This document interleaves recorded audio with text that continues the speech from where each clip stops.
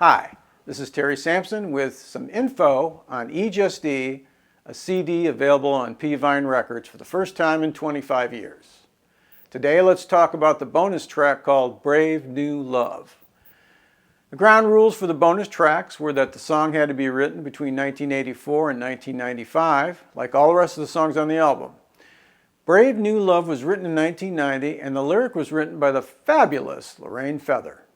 And maybe we wrote that for Lorraine's band at the time called Full Swing. And maybe just before, during, or shortly thereafter, the band called it quits. So that makes it a perfect candidate for E Just E. My friend Lorraine Feather is smart, funny, cool, and lovely to be around. You ask anybody she's worked with, and they'll tell you the same. She's been involved in music her entire life. Do a little Googling and you'll get the full story. I think neither she or I has ever said no to a gig.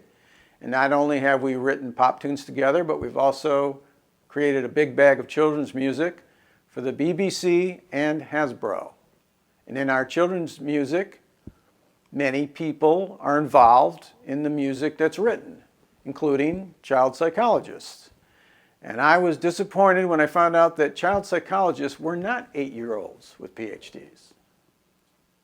So we would get some pretty odd comments from these PhDs, and lyrics had to be changed for reasons I still do not understand.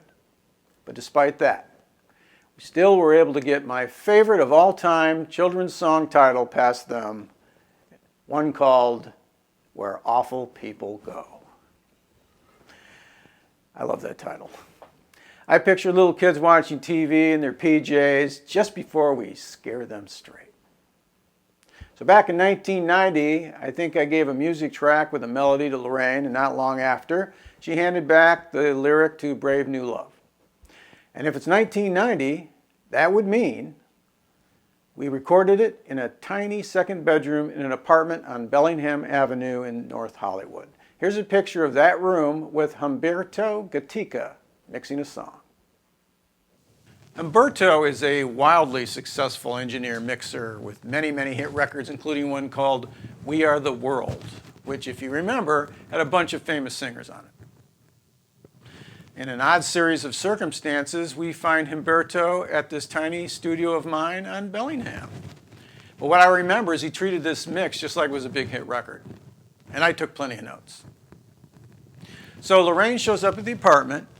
We both sing our lead vocals. She started talking about the background vocals. Most of the time that just means we're going to sing harmony to the title of the song. But Lorraine said, well, what if we start singing the harmonies at the end of the verses?